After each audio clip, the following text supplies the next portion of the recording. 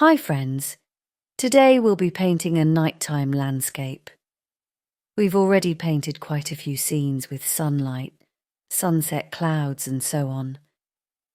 But what about a night scene, with moonlight and soft, dim lighting? That's what we'll be exploring today. I'm starting with a light sketch to give some life to the mountain.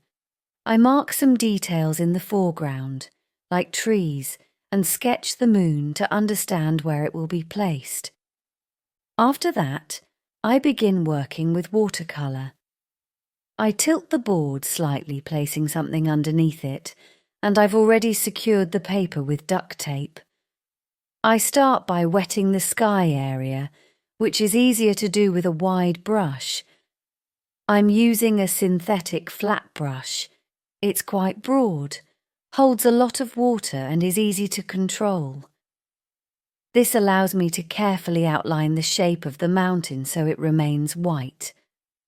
For the sky, we need a rich and dark blue colour. This colour will also be used in the background in those cool dark areas that are almost black. However, I don't use black here. I mix Berlin blue with burnt sienna and add a colour called grey-blue mist. It's a granulating pigment that creates an interesting dark effect, while the Berlin blue gives a bright, cool shade. The paint spreads across the wet surface, and the Berlin blue has magic range of visual impact. Our eyes can pick up much more light than any camera. I'm not talking about super professional ones, but generally speaking, our eyes are highly adaptable and can detect even weak light, including reflected moonlight. For example, in a photograph, the sky might appear completely black, but when we look with our eyes, it often has more complex shades. Moonlight, however, doesn't travel far in this kind of dim lighting unless there are powerful spotlights. As a result, most of the surrounding space remains dark, and areas where the moonlight doesn't reach transition quickly into deep, flat shadows, much faster than they would in daylight. Because the intensity of light is not very strong, there isn't enough brightness to create a sense of volume. Objects appear flatter. Moreover, there will be backlighting in this scene, so we'll mainly see everything in silhouette. I've applied a dark blue colour around the edges and around the moon, using a damp brush to soften the edges. I don't completely rinse out the colour on the brush, allowing the dark colour to approach the sides. I also use the brush to soften the edges of the clouds, trying to even out the wash as much as possible. I add water for glowing clouds, removing excess moisture to avoid unwanted textures. You can already see some granulation appearing in the dark blue areas, creating interesting patterns. Where these textures are too pronounced, I gently wash them out with a bit of water. I add a light bluish tone to the moon and soften the edges to avoid a harsh circular shape.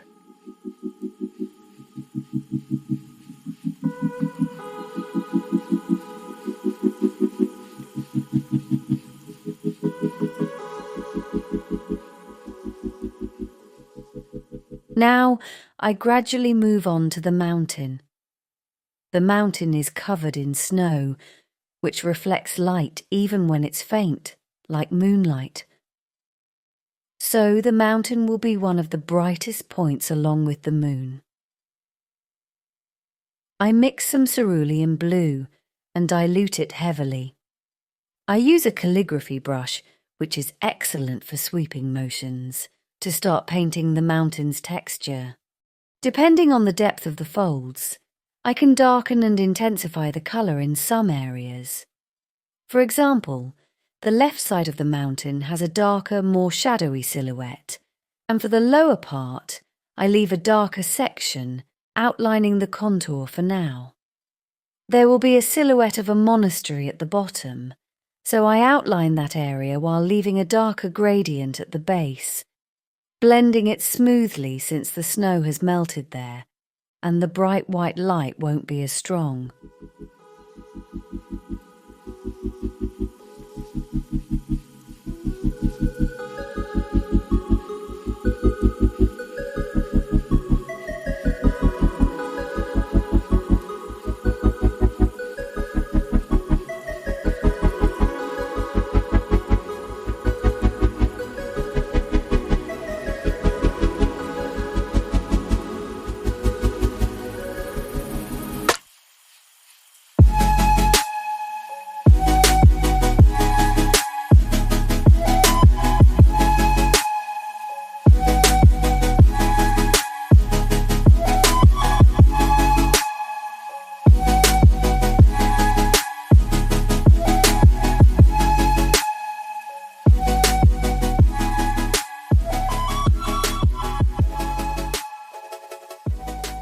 Next, we move closer to the silhouette of the hill with the monastery, which I paint in a dark shade.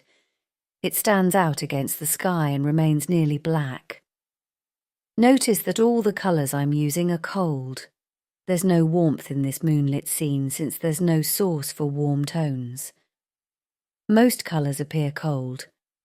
There's also an interesting phenomenon where our eyes are more sensitive to greenish tones due to the greater number of receptors for green shades.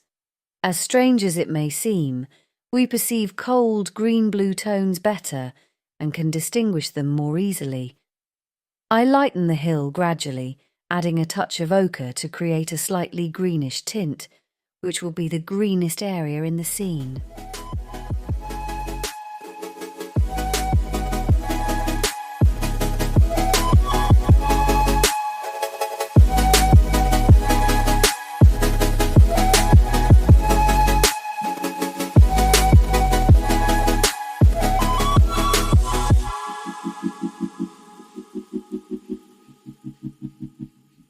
I had originally planned for a body of water, which could appear light blue due to the moon's reflected light.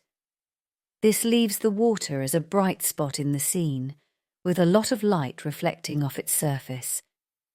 I add a bit of dark colour along the banks of the water and continue working freely with my large rectangular brush. I'm not afraid of making bold strokes, even improvising a little. There could be a reflection of the moon's light path on the water, but it's mostly hidden behind the hill and trees, so I'm not focusing on it too much. I also gradually define the hill further, transitioning to the foreground where I need to make it more detailed and contrast-rich. I stick to the same colour palette I've been using, but here I layer the shades more densely to create texture. It's a similar alternation of cold tones, just more compressed to enhance the texture. I also improvise a bit, adding a bluish puddle and dark hills that protrude slightly forward, overlapping the water and introducing a few bumps in the foreground to make it appear more detailed and dimensional. While the wash is still wet, I try to create some bushes by making blotches of dark colour that spread into the water. From here, I mainly work with free, sweeping strokes, loosely adding chaos to the foreground for a more dynamic look. Almost all the spots and areas are in place. To add just a bit more volume, I look at where the spots resemble rocks and gently lift some colour from the tops of the rocks, since their peaks might catch some light and appear brighter. I use these existing strokes and blotches and lightly wipe the tops of the rocks. I take a fan brush and begin adding grass and vegetation to the clumps, pulling the foreground closer and closer to the viewer. I also want to further define the shoreline with a dark line along the base, separating it from the water. I add a few textural lines there and simultaneously check if the mountain is dry enough for me to paint the clear silhouette of the monastery, which sits on a small hill. I go back to my dark mixture of ultramarine, burnt sienna, and Berlin blue, and with a fine brush, I carefully paint the recognizable silhouette of the monastery.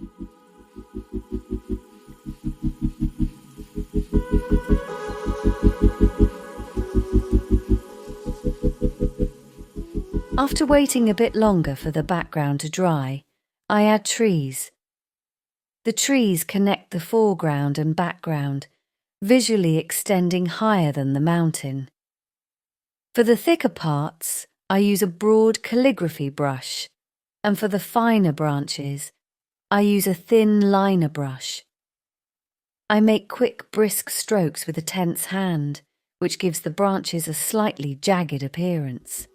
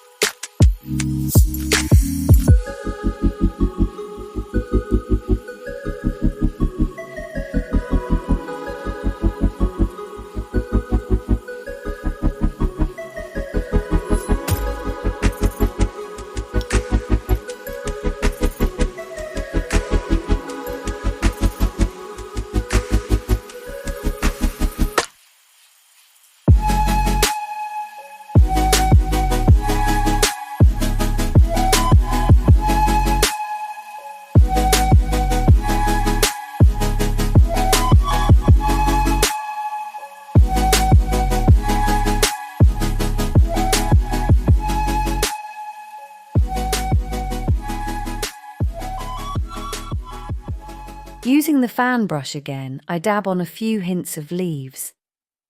I continue to add texture where needed.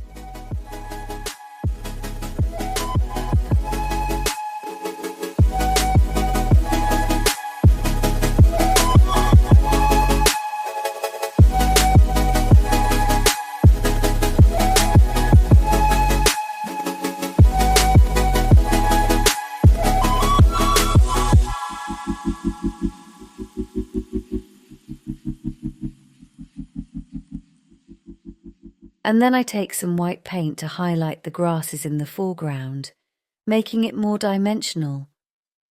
I use titanium white watercolor because zinc white is too transparent and barely visible. I specifically use titanium white from the Van Gogh brand. Besides the liner brush, which I love for fine details and thin lines, I also use my finger. In areas where I want a softer blended edge, I gently smudge it with my ring finger. I also add a few highlights on the tree trunks and some branches. You can adjust these details to your liking. You can also splatter some white paint to create stars and add a slight white outline around the moon's edge if the contour turned out too muddy, like in my case. And with that, we're done.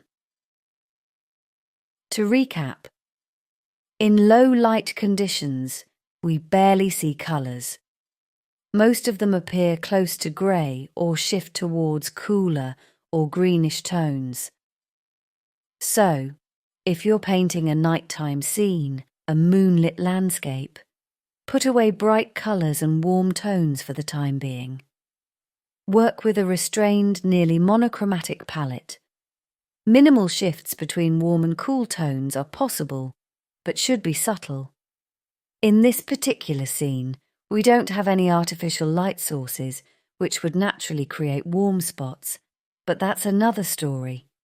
I'm signing off for now. See you in the next videos. Bye.